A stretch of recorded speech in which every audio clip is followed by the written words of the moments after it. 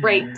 All right, here we go. Thank you all for joining us today, Friday, July 7th, for our first Friday webinar series. We have here our technical parts support manager here at SDI, Jessica Hipol, and she will be talking about bridging tech and talent, empowering trade and technicians. So here we go. All right, welcome everyone. Happy Friday. So today's topics, we're going to have an overview of common challenges in the parts sourcing faced by trade technicians, how these challenges affect productivity and efficiency, and then evolving to integrated parts management, real life examples of successful programs. We can jump to the next slide.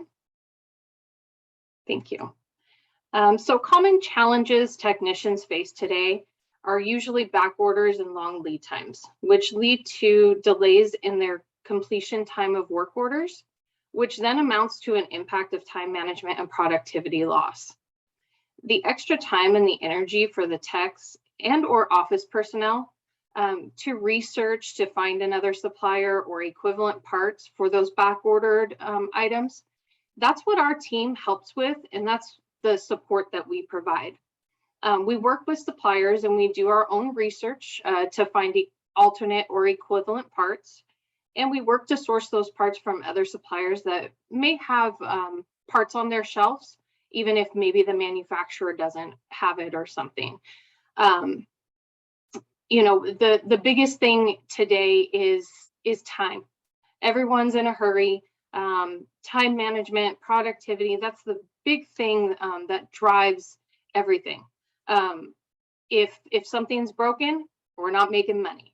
So it's a big push to get the parts that are needed to fix the equipment and get the facility back up and running. We don't want to have any potential downtime for these facilities and loss of money. So our team really works together to provide that productivity and bring back that time management for these technicians and our clients overall. Okay, we can go to the next slide. So evolving to integrated parts management or an IPM system, our approach is unifying people, the process, technology for optimal parts sourcing and inventory management. So, you know, we work with suppliers to make sure, and with our clients to make sure that we're providing them with the suppliers that they use for their program, suppliers that are going to have good inventory, suppliers that are responsive. So this is the approach that we take to satisfy those needs.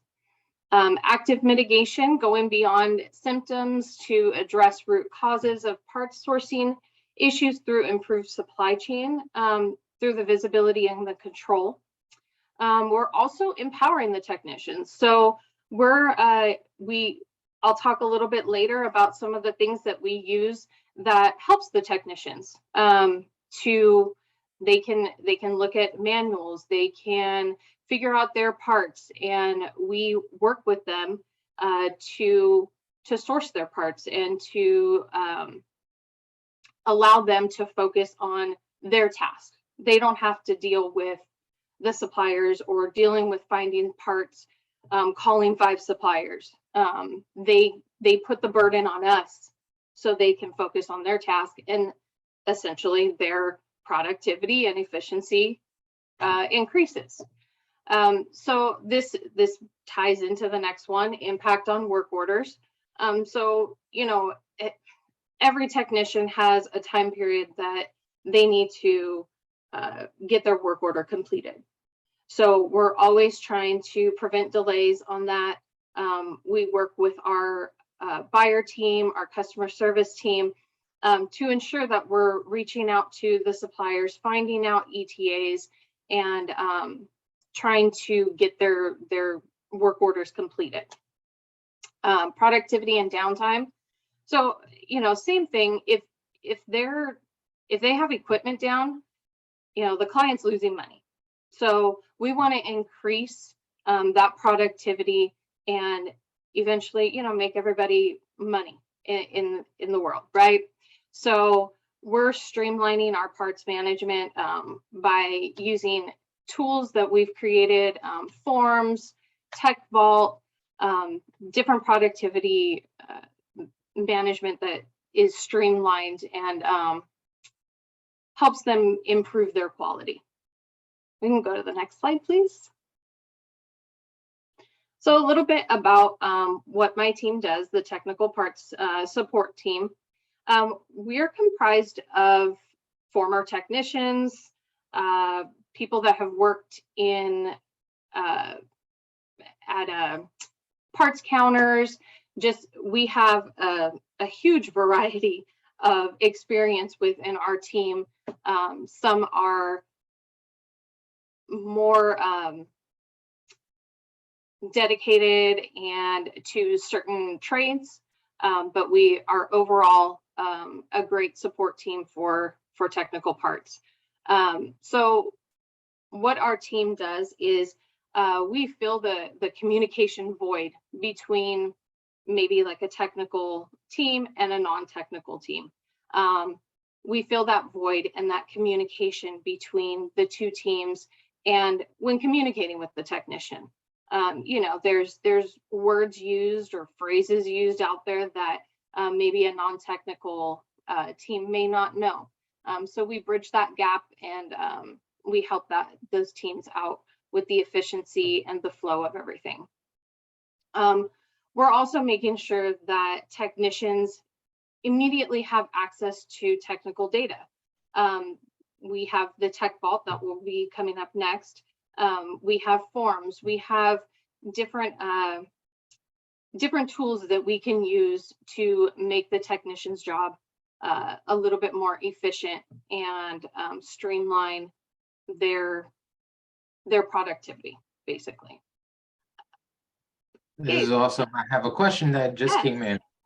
What measures are in place to handle miscommunication and misunderstandings between technical and non-technical groups? Sure. Our technical parts team, we play a crucial role. So we help with, like I said, the language barrier. So there's a lot of times where they'll use different words, and we help translate that technical language to something that maybe the non-technical teams can understand. So they also help explain why certain parts are needed and how they work, fostering better understanding and communication among all stakeholders. So, the teams really work well together, and basically our one goal is to get the client up and running and have them satisfied in the end. Like we like to say, white glove service, or that A+ attitude. Thank you for that question. So some of our responsibilities on our team include managing technical RFQs. We also we help out with vetting the gap between enhancements. As new supplier catalogs come in, we audit those catalogs, making sure that pictures are included, the right technical language is in there. We go over those and audit those. We are engineering, like I said, some forms and different workflows, and we illustrate the vastness and complexity of the technical part support role. We can go ahead and go to the next slide. Thank you. So here's our tech vault. So this is an example of what a client may see when they go into the tech vault. So what our team does is we go out and we find manuals and parts lists, technical data. We upload this information into this tool, and the goal is that the techs would have direct access to this tool depending on the client's needs. So you may see numerous different trades in here, but some clients may not have all those particular trades. So we customize it, and make it more efficient for each client. What this does is it provides an easy and instant access to essential technical information. So like I said, our team will go out and find manuals, technical, data, and we'll upload it into here. So then the technicians or our team can go in and we can search for part numbers and different things like that. Okay, we have a question on the tech vault. We do have a question. Awesome. How do we SDI ensure that the technical information in the tech vault is always up to date? Good question. So our team is continuously updating and organizing the tech vault. Like I said, we go out and we source technical information from various sources, whether it's going through websites or reaching out to the suppliers. And we ensure that it's relevance and accuracy before adding it into there. So we're constantly revamping it, we're constantly updating it, making sure that all the information is correct. Thank you. So we can go to the next slide. So this one is our forms. With our forms, these create the ability to share unique information with the suppliers. So in this example, we're showing a picture that's included in the forms that we use. So for this example, it was overhead door springs. So for an overhead door spring, you need to know, the size of the spring is the biggest thing that you're going to need to know. Sometimes you need to know special configurations, different part numbers. Sometimes on keys, you need to know like the key code tag that's on there. So there's different things that suppliers require when the technicians go into the app and order a certain part. These suppliers ask for this information. So we came back to make it more efficient. And instead of the technician placing the order and then the supplier coming back saying, I need a list of all this information, we put that into a form by working with the suppliers. And this way, when the technician goes into the app or on the desktop version, they go into that part number and this form automatically populates when they put it into their shopping cart. So then this form comes up and they have to fill out certain areas in the form to before the part can be ordered. And then that form goes over to the supplier and they have all the information they need. So again, going back to the original of productivity and efficiency, this really streamlines the communication between the technician and us and the supplier. It cuts down on, it could take, a couple of days for the supplier to come back to the technician if they have questions. So these forms that we're constantly creating is helping streamline and that productivity and efficiency that we're looking for. It also, it enhances accuracy. There's no guesswork. It's all there in the form.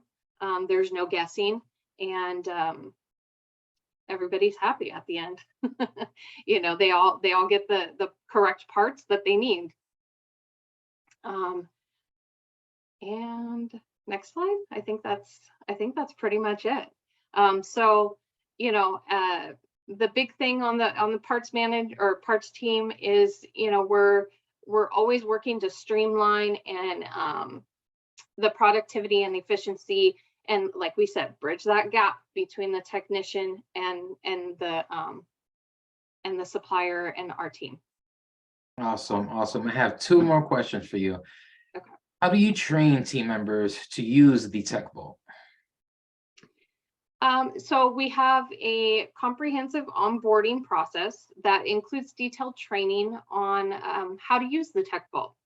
So we also have resources within the tech vault that can guide the users on utilizing it efficiently and effectively. But it really is very user friendly.